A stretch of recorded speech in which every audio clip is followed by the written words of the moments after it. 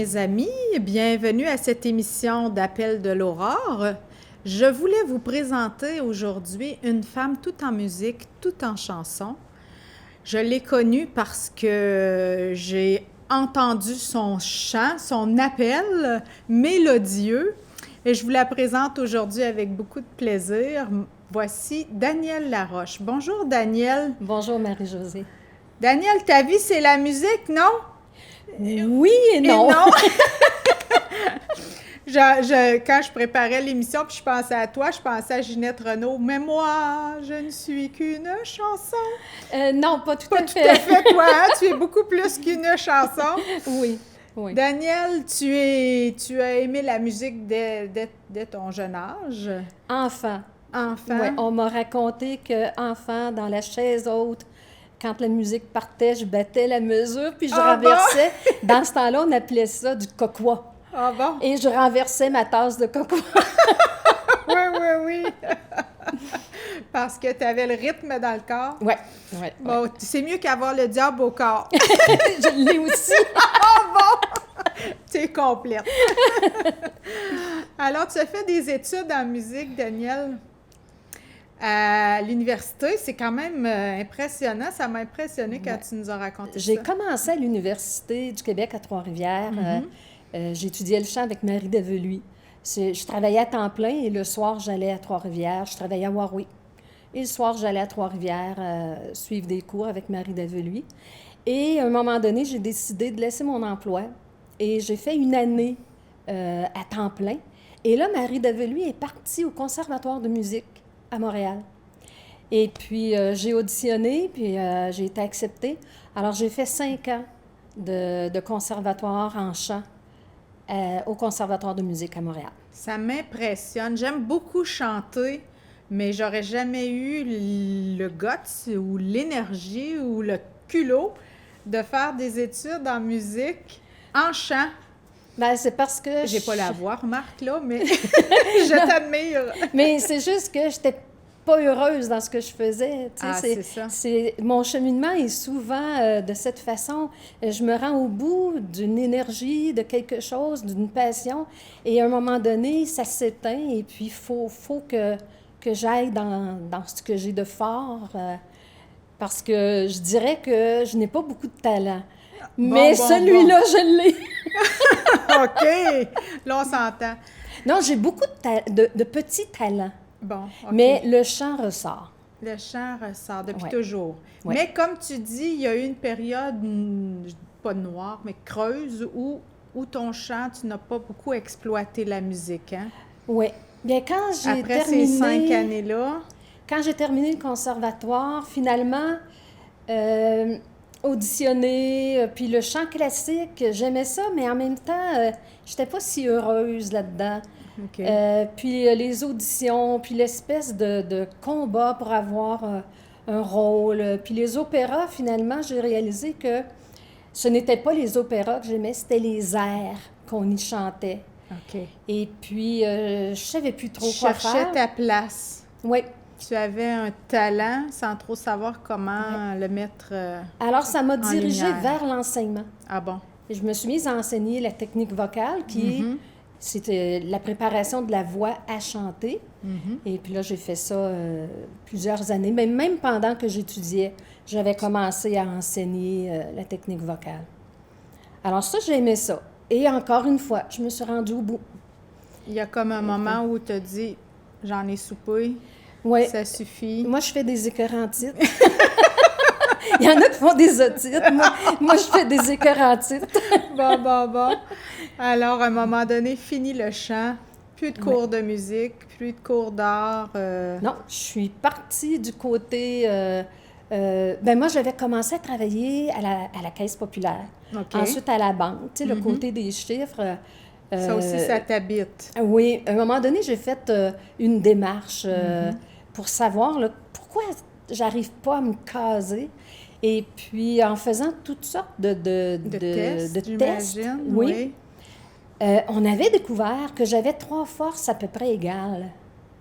Et c'est ça qui faisait que quand j'étais juste dans La musique, par dans la exemple. musique ou juste le travail bancaire, bien, j'étais en manque de quelque chose.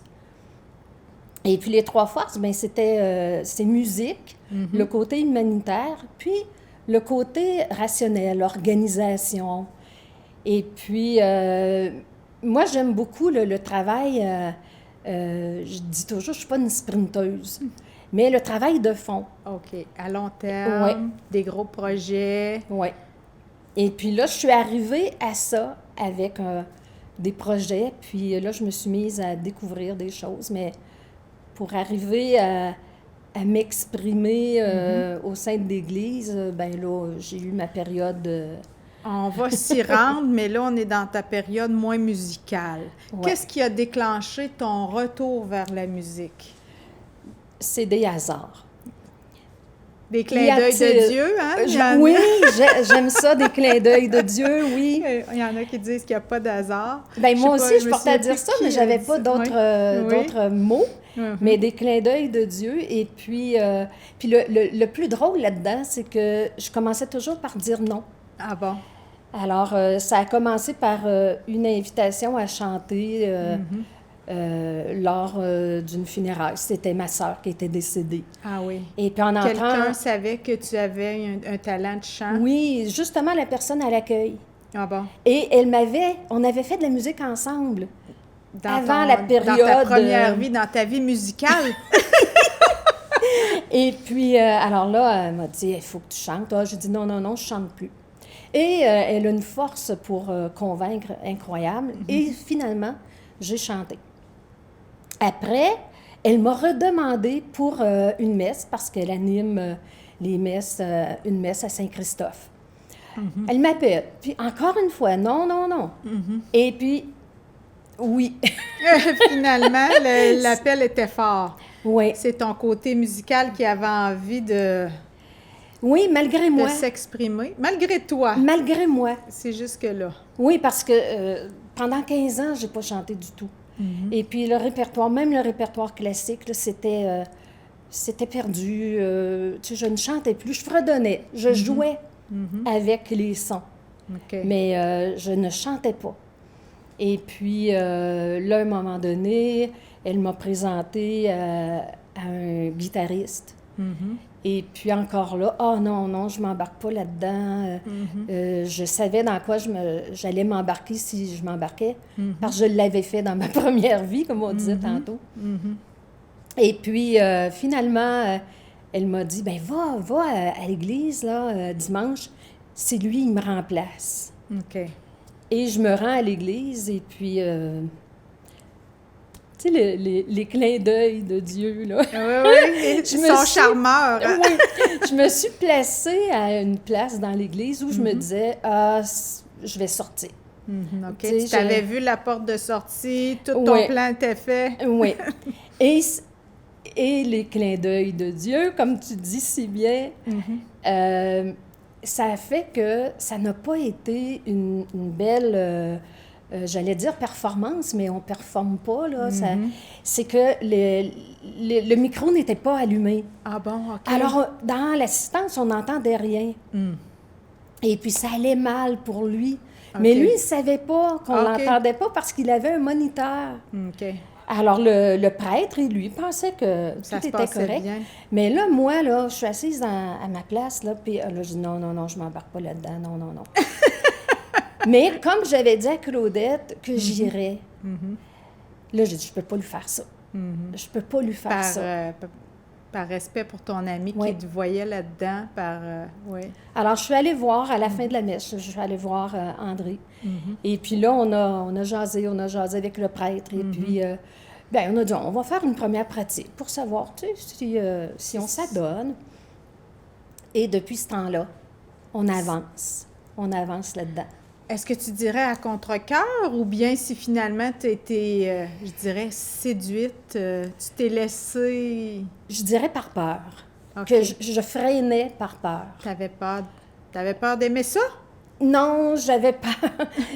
J'avais vécu des choses auparavant avec, OK. avec l'Église, dans la oui? période où j'avais chanté. Puis OK. La période où j'avais délaissé le cheminement religieux, le cheminement de foi, ça avait été difficile, mais pendant ce temps-là, j'ai travaillé beaucoup, beaucoup sur moi-même pour comprendre ce qui OK. n'allait pas. OK. Et puis, mais j'avais peur de l'engagement. OK. Parce que, tu sais, comme je disais tantôt, à un moment donné, je fais une écœurantite. Alors là, ce que je vais encore... Ah oui. Puis je savais le temps qu'il fallait mettre là-dedans, là, la pratique, la recherche. Mais André, le guitariste, est Oui. tellement passionné. Vous êtes restés complices dans la musique, hein? Après ça est née une belle complicité entre vous deux. Vous avez fait de la musique, vous avez pratiqué ensemble, vous avez même animé des messes. Oui. Et où ça a pris forme, c'est la première année, on faisait que remplacer. OK. Alors, on préparait tous nos dimanches, mais on ne savait jamais si on allait chanter. Puis parfois, c'était vraiment à la dernière minute, là. Que vous l'appreniez, que vous alliez chanter pour la messe suivante. Ah oui, le plus tard, là, qu'on a vécu, c'est samedi soir à 10 h. À 10 h pour la messe du dimanche? Lendemain, Ah là là! Oui. Mais on était prêts. On était toujours prêts. Ça a été une forme de préparation, comment on appelle de pratique, là, pour vous. Ah oui, Vous avez rodé votre talent ensemble, vous avez votre complicité d'artiste. Tout à fait. Vous avez pu mettre au point votre style. Oui, puis on a appris à se connaître aussi. Et puis, André, lui, n'a jamais... n'avait jamais accompagné, mais n'avait jamais non plus délaissé l'Église. Il avait toujours cheminé dans l'Église, même s'il a eu une période difficile au niveau de la foi. Mais lui, il n'avait pas lâché. Alors lui, il connaissait le répertoire, puis c'est une personne qui aime le répertoire liturgique. Alors, il connaît le répertoire liturgique, mais moi, j'avais complètement abandonné. Alors, je ne connaissais plus le répertoire. Alors, tout ce qu'il apportait, parce que c'est lui, André, qui fait la recherche du répertoire. Ah bon, d'accord. Autrement, à ce qu'on peut penser, hein, parce que vu que c'est moi qui chante, ben, on pense que c'est moi qui choisis les chants. Mais non, lui, il connaît le répertoire.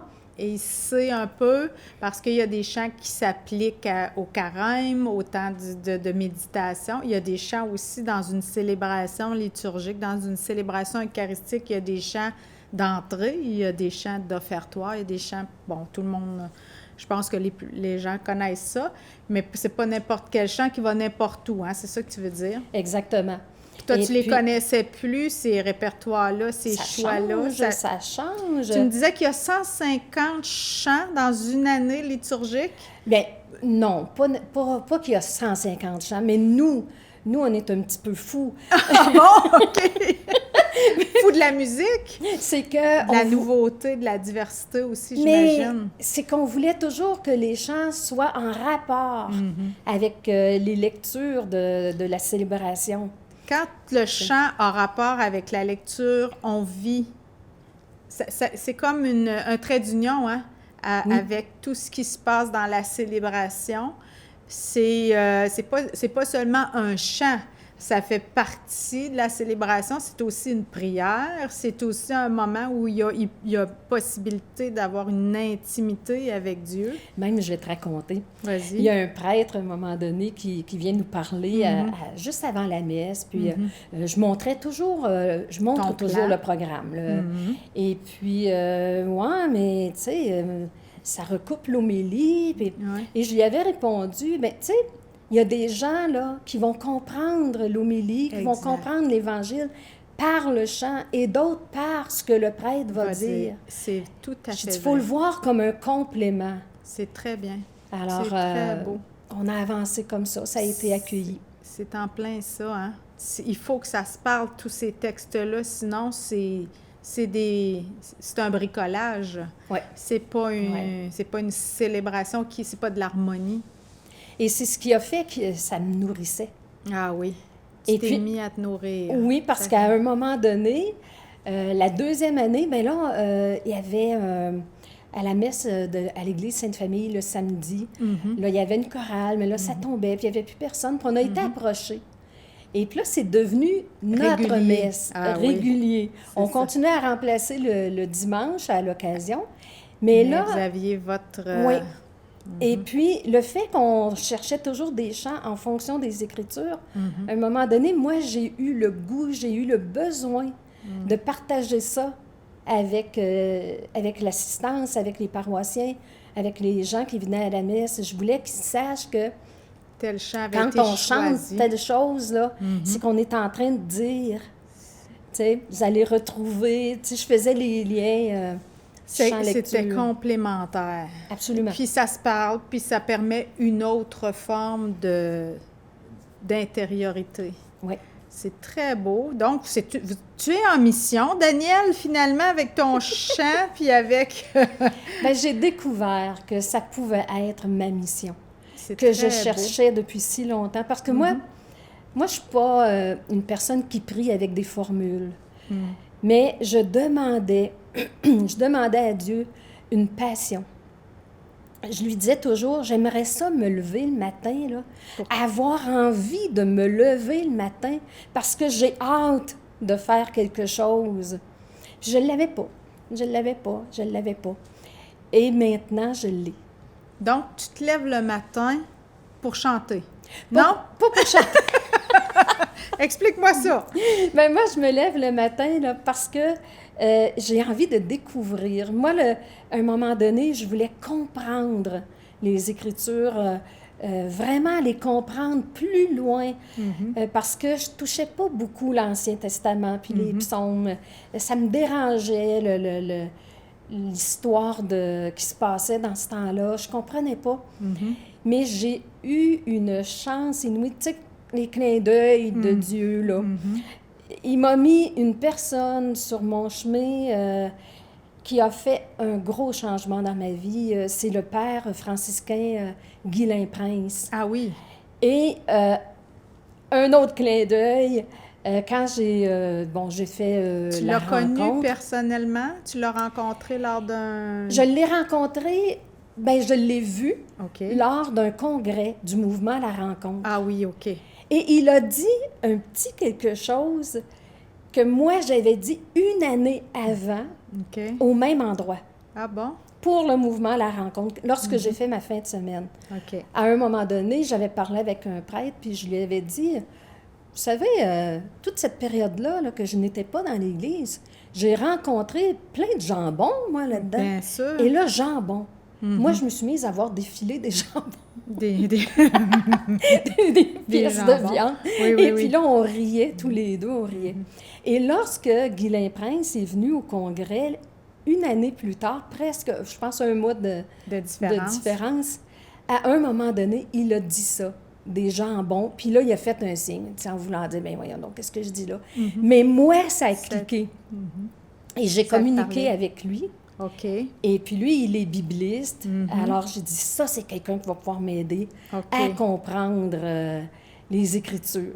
Et je pourrais dire qu'il m'a pris un petit peu sous son aile. OK, vous avez commencé une correspondance Oui, mais uniquement sur des questions religieuse. sur la Bible. OK, de la Sur Bible. la Bible, oui. OK. Si j'ai des émotions ou quoi que ce soit, non. Pas ça. Non. Puis j'accepte ça. OK. Son rôle est vraiment de m'aider au niveau de la Bible. OK. Puis je vais te dire quelque chose qui ne me donne pas les réponses. Ah bon? Il te fait chercher. Il C'est me un donne bon des prof. pistes. Oui, oui, Il me oui. donne des pistes. Parce que la parole de Dieu parle au cœur d'une façon différente pour chaque personne. Hein? Il Oui. n'est pas sans le savoir. Alors, Oui. Dieu te parle d'une façon spéciale et il ne parlera pas à lui de la même façon. C'est très beau, mais là, on en vient à ton intuition. Tu as appris à connaître l'Écriture, tu t'es mis à animer des messes, mais là, tu nous proposes, durant le temps du carême, une odyssée. Qu'est-ce que c'est? D'où ça t'est venu, cette intuition-là? Ça me travaillait. Parce que j'ai l'impression, Daniel, tu me corrigeras juste pour t'introduire encore plus, apprendre à te connaître qui tu es. J'ai l'impression que quand tu as un projet, tu aimes aller jusqu'au bout. Tu aimes les projets, tu nous l'as dit, tu aimes entreprendre, puis à un moment donné, il y a un bout, mais là, tu es dans le bout où ça ça explose, là, ton univers musical. Tu as envie de le partager, de le vivre il te nourrit, finalement. Oui, mais ce qui me nourrit, c'est le lien du chant liturgique avec les Écritures. Ah, que c'est beau. Puis c'est ça qui s'est mis à me travailler. OK. Parce que quand, tu sais, ça faisait un petit bout de temps là, que j'avais commencé à expliquer aux gens les liens qu'on faisait avec les Écritures, les chants. Et puis là, à un moment donné, j'ai commencé à sentir quelque chose de plus gros. Mon premier projet, c'était plus de prendre un chant et de trouver les références bibliques. OK. Mais là, tu sais, ça durait 25 minutes, puis j'avais juste un chant. Fait que j'ai dit, il y a trop de blabla là-dedans, là.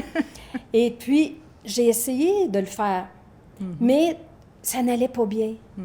J'avais un ordinateur et puis je travaillais avec un logiciel pour le son, le film, monter des images sur le champ, et ça buguait. Pas. OK. Tu Ça avais buguait l'intuition que tu voulais partager ce que tu découvrais dans ton chant par rapport au texte de la parole de Dieu. Tu voulais partager ça avec des gens. Oui. Mais tu sais, ça a pris 4 mois avant que je puisse faire une première chose parce que tout allait mal. Bon. Au niveau Attention, technique, ça, là, c'est dangereux. tout allait mal. Et pendant ce temps-là, mon projet... Mûrissait. Oui, mûrissait, puis il a changé. Ah bon, c'est Oui. ça. Il est devenu les Odyssées. Parle-moi spécifiquement de cette Odyssée dans laquelle que tu nous proposes. Les aujourd'hui. Odyssées, une Odyssée, hein, c'est un voyage. C'est un voyage. Puis c'est un voyage qui peut être périlleux. Puis c'est un voyage où on peut rencontrer toutes sortes de pépins, puis toutes sortes de joies vagues. aussi. Oui. oui. Alors, ça a commencé avec des pépins, mais c'était tellement fort. On m'aurait mis une main dans le dos, là, puis on m'aurait poussé pour exécuter, pour réaliser ce projet-là. Là. Cette main-là ne me lâchait pas. J'avais tout le temps le projet dans la tête qui se transformait, Et c'est devenu concrètement des capsules vidéo que tu déposes sur la plateforme YouTube pour chaque dimanche du carême, c'est ça? Oui. Alors, tu explores les textes, puis tu proposes des chants en lien avec les textes que tu les offres à la méditation des gens. Oui, ça a commencé... j'ai partagé mon projet avec André parce que ça me prend un musicien. Oui, c'est ça. Et puis André, c'est aussi une ressource extraordinaire, comme pour je les disais, chants. au niveau des chants, mais aussi pour la connaissance des Écritures. Alors, on a décidé que, finalement, on s'en tient aux évangiles des 5 dimanches. Cette année, nos 5 dimanches du carême. Oui. On a trouvé un chant pour chacun. Et ensuite, là, moi, je me suis mise à composer, là, à faire des recherches, comment je relie l'évangile avec le chant. Tu proposes une méditation sur tout ça. Oui. Et puis, des fois, tu sais, on veut chanter quelque chose là, qu'on trouve pertinent, mais en même temps, c'est pas si évident que c'est relié avec l'Évangile. Et là, les clins d'œil continuent. Ah, OK, là, c'est là que l'Esprit Saint fait le travail. Oui, je lis quelque chose, je me dis « Ah, c'est exactement ce que j'ai besoin pour présenter le chant. » Une parole de l'Évangile, entre autres une parole de Paul qui a été très marquante pour pouvoir intégrer un chant. Parce qu'on fait l'Odyssée du carême. Ça, c'est fait, c'est déjà en onde. Mais on est déjà en train de faire le projet l'Odyssée de la Semaine Sainte. Ah oui. Du dimanche des Rameaux jusqu'à Pâques. Tu veux que ce soit à chaque jour? Est-ce que ça va être chaque jour? Bien, on a le dimanche des Rameaux. Ensuite, on a jeudi, vendredi, samedi et le dimanche de Pâques. Ah, très bien. Alors, tu proposes à nos auditeurs, auditrices, ces capsules-là sur la plateforme YouTube. On pourra voir... J'aimerais proposer aussi qu'en terminant l'émission tout à l'heure, on t'entende tel qu'on te voit dans les capsules de ton Odyssée. Alors, avec André, vous avez trouvé une mission particulière, mettre en musique et en chant les paroles qui aident l'intériorisation. Je le remercie, André, autant que je te remercie, toi, de cette belle initiative que vous proposez à tous les paroissiens de la région. Merci pour cette odyssée que vous nous faites vivre dans le Carême. Ça nous fait plaisir. Mais c'est un plaisir pour moi de te recevoir avec ta musique, ton sourire et tes chants.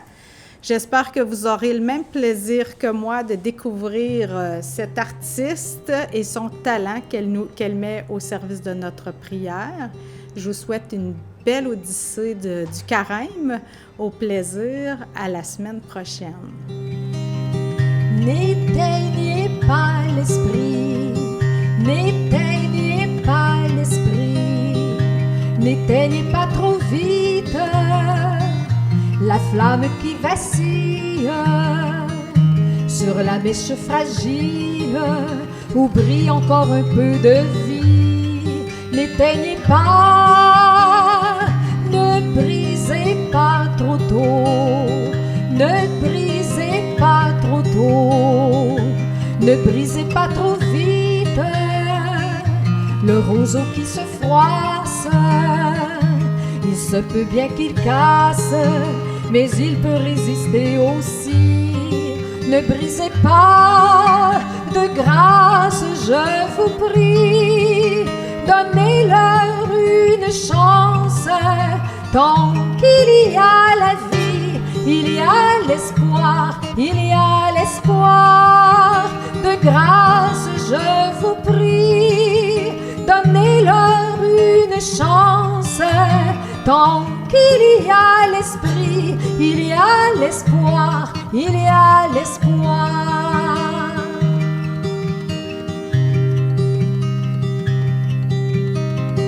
Ne coupez pas l'esprit, ne coupez pas l'esprit, ne coupez pas trop vite cet arbre sans feuillage.